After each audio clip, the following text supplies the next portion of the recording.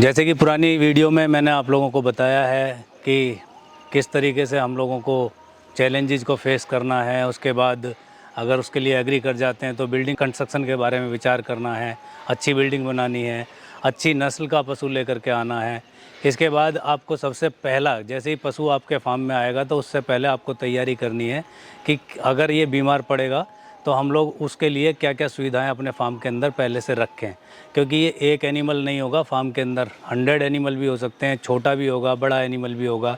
Delivery के time पे हमें क्या क्या प्रिपरेशन करनी है। तो सोचने वाली बात ये है कि हर चीज़ के लिए बार बार आप वेटनरी डॉक्टर को फार्म के अंदर नहीं बुला सकते।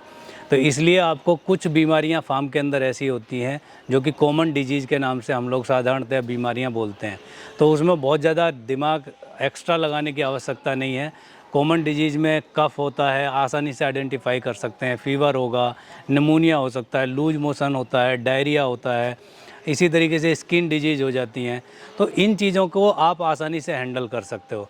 लेकिन इनिशियल स्टेज में मैं आपको सलाह दूंगा, क्योंकि अभी मैं दवाइयाँ नहीं बता रहा हूँ आप लोगों को, वो भी आपको कंसल्ट करके उसको तभी अप्लाई एनिमल पे करना है। क्योंकि ध्यान रहे ये लाइव स्टॉक है, जिंदा जानवर है। यदि आप कोई भी डोज ऊपर नीचे कर देते हैं तो जो दवाई उसके लिए बेनिफिशियल है वो दवाई उसके लिए घातक भी सिद्ध हो सकती है। तो जैसे मैंने आपको बताया, फीवर है, स्किन डिजीज़ है, तो इनके लिए कॉमन दवाइयाँ होती हैं, वो आपके फार्म पे ही रखनी है और सलाह के माध्यम से पहले उसे अप्लाई करना है। उसके बाद आपको खुद को नॉलेज हो जाएगी और उस नॉलेज के हिसाब से आप अपने फार्म में अप्लाई करेंगे। लेकिन कुछ डिजीज़ ऐसी होती हैं जो आप शायद ना हैंडल कर पाएँ, उसके लिए वेटनेरियन का होना बहुत ज़्यादा ज़रूरी है। तो पहली सलाह तो मैं अपने फार्मर्स को यही देता हूँ कि उसमें ज़्यादा आप डीपली ना जाएं। यदि आपका एनिमल आप कंट्रोल नहीं कर पा रहे हैं और आपको 2 दिन, 3 दिन, 4 दिन, 5 दिन उसे ट्रीटमेंट करते हुए होगे, तो it would be much better कि आप उस पर ज़्यादा टेक्निकली ना जाएं, उसे सेल कर दें। क्यों? क्योंकि गाय भैंस में हम देखते हैं वो पशु हमारा हमें बचाना ही होता है किसी भी हालत में। लेकिन पिग में क्या है कि उसे आप मिनिमम कॉस्ट पे सेल कर दें, क्योंकि अब वो एनिमल आपके फार्म के लिए बेनिफिशियल वैसे भी नहीं रहने वाला है। ज़्यादा एंटीबायोटिक लगाएंगे तो वो वज़न वैसे भी नहीं बढ़ाएगा, तो उसे सेल कर दें। और जो एनिमल एक बार डिजीज़ में आता है और उसे ज़्यादा दिन तक हम ट्रीटमेंट देते हैं तो वो बार बार डिजीज़ में आएगा और वो एक तरीके से बीमारी को इन्वाइट कर रहा है। तो क्योंकि ये स्वाइन ब्रीड है, स्वाइन ब्रीड में नॉर्मली हम देखते हैं कि बीमारी एक एनिमल से दूसरे एनिमल में ट्रांसफ़र होती है। तो उस एनिमल को आप आसानी से सेल करने की कोशिश करें। लेकिन ये भी सीखने का एक तरीका है, उस पर आप R&D करें, आप उस पर सीखें। अगर उसे बचा सकते हैं तो फिर उसी सेम चीज़ को आप अप्लाई दूसरे एनिमल पे कर सकते हैं। तो मेडिसन और उसकी बीमारियां, इन सब चीज़ों का सामंजस्य आपकी लेबर और आपके दोनों के सामंजस्य से बनने वाला है। पूरा लेबर पे नहीं छोड़ सकते, पूरा का पूरा आप ये नहीं कह सकते कि हाँ लेबर हैंडल कर लेगी। कोशिश करें कि एनिमल को जो भी मेडिसिन लगवाई जा रही है वो प्रॉपर आपकी मॉनिटरिंग के अंदर ही लगे। तो इस तरीके से हम बीमारियों से बचा सकते हैं। इसके अलावा कुछ महामारियाँ होती हैं, क्योंकि स्वाइन ब्रीड है मैंने बोला, तो महामारियों में स्वाइन फीवर आ सकता है, खुरपका मुँह पका की बीमारी आ सकती है। आज के टाइम पे अफ्रीकन स्वाइन फीवर एक नई डिजीज़ हम लोग पिछले 2-3 साल से सुन रहे हैं। PRSS एक बार आया था 2017-18 में, लेकिन वो अपने नॉर्दर्न इंडिया में नहीं आया था। तो इनकी प्रॉपर वैक्सीनेशन है। वैक्सीनेशन एनिमल को प्रॉपर करके रखें, ये परहेज़ ना करें कि नहीं हमारे एनिमल में बाहर का कोई व्यक्ति नहीं आ रहा है तो वो डिजीज़ नहीं आएगी, या फिर हम 10 साल से चला रहे हैं, 5 साल से चला रहे हैं और हमारे फार्म पे ये बीमारी नहीं आई है। आप उस एनिमल को प्रॉपर वैक्सीनेटेड रखें। और सही मायने में तो कहावत ये कही जाती है कि अगर आप तैयारी पूरी रखेंगे तो आप आराम करेंगे जब बाकी फार्मर्स सफ़र कर रहे हैं किसी डिजीज़ से। और यदि आप तैयारी नहीं करेंगे तो आपकी रातों की नींद उड़ जाएगी, क्योंकि आपको भी डर लग रहा होगा कि मैंने अपने एनिमल का वैक्सीनेशन नहीं कराया है, कहीं मेरे फार्म में ये डिजीज़ तो नहीं आ जाएगी। तो इसके लिए प्रॉपर वैक्सीनेशन आप अपने फार्म की करके रखेंगे।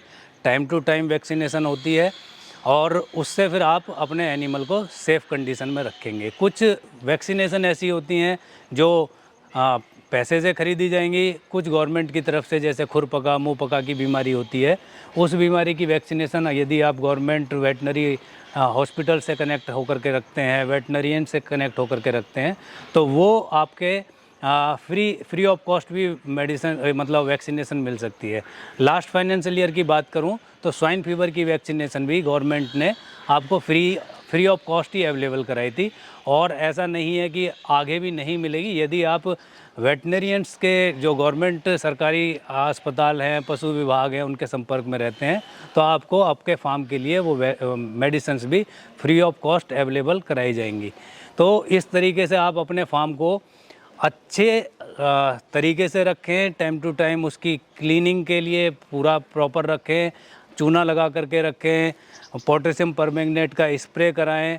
ख़ास तौर से एनिमल को अगर आपको स्किन डिजीज़ से बचाना है तो फिटकरी का स्प्रे आप लगा सकते हैं, और स्मेल से बचने के लिए आप जो एनिमल्स के कैबिन में ना करके केवल गलियों में फिनाइल का स्प्रे कर सकते हैं।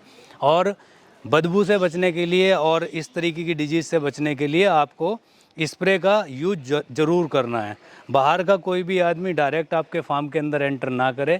यदि वो फार्म में डायरेक्ट एंटर करेगा तो वो बीमारी ला सकता है।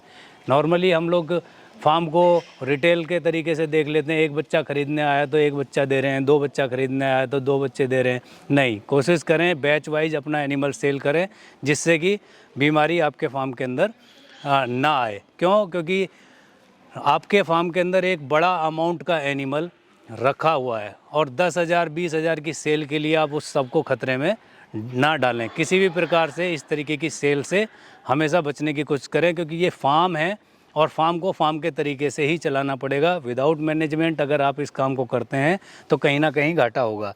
नॉर्मली मेरे से सवाल किसान भाई करते हैं कि सर हम सुअर फार्मिंग करना चाहते हैं, हमें फ़ायदा तो होगा ना? तो मैं कहना चाहूँगा कि अगर हम किसी कॉमर्शियल काम को कर रहे हैं तो दुनिया के अंदर कोई ऐसा काम नहीं है जो गारंटीड फ़ायदे का हो। और इसी चीज़ को मैं दूसरे तरीके से बोलूं कि दुनिया के अंदर कोई ऐसा काम नहीं है जो गारंटीड फ़ायदे का हो, नुकसान ना हो। ये टोटल हमारी मैनेजमेंट पे निर्भर करती है।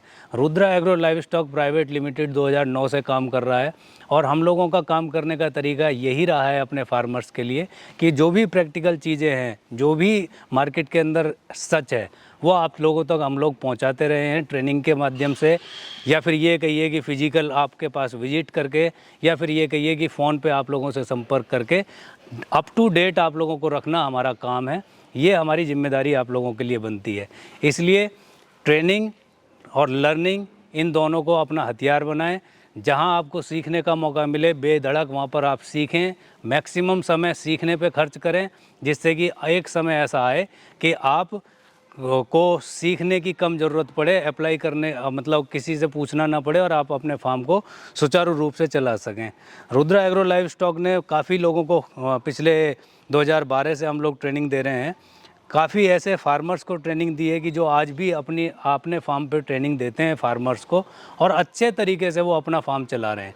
चाहे वो नॉर्थ ईस्ट हो, चाहे अपना नॉर्दर्न इंडिया हो, साउथ हो, या फिर आप कहिए कि अपना मध्य प्रदेश, महाराष्ट्र आसपास की स्टेट में हम लोग अपने फार्मर्स को उस तरीके की जानकारी देते रहे हैं। तो ये एक मेडिसिन वाला पार्ट है, कॉमन डिजीज़ वाला पार्ट है, जिसके लिए आपको हमेशा सचेत रहना है, और केवल फीड पर निर्भर अपने एनिमल को नहीं रखना है। कुछ न्यूट्रिशन वैल्यू एनिमल्स के लिए रिक्वायर्ड होती है, चाहे जैसे प्रेग्नेंट फीमेल हैं तो आयरन के इंजेक्शंस टाइम टू टाइम लगने चाहिए, कैल्शियम फीमेल्स को देनी चाहिए, मिनरल पाउडर उन लोगों को अवेलेबल कराना चाहिए। तो आपका हेल्दी बच्चा होगा, गुड लुकिंग बच्चा होगा, तो सेम कॉस्टिंग पे आप अट्रैक्टिव प्रॉफिट ले सकते हैं।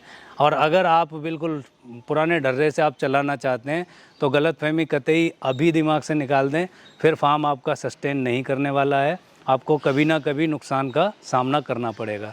तो मेरा आपसे यही रिक्वेस्ट रहेगा सभी दोस्तों से कि फार्म के अंदर दवाइयों का और मॉनिटरिंग का पूरा ध्यान रखें।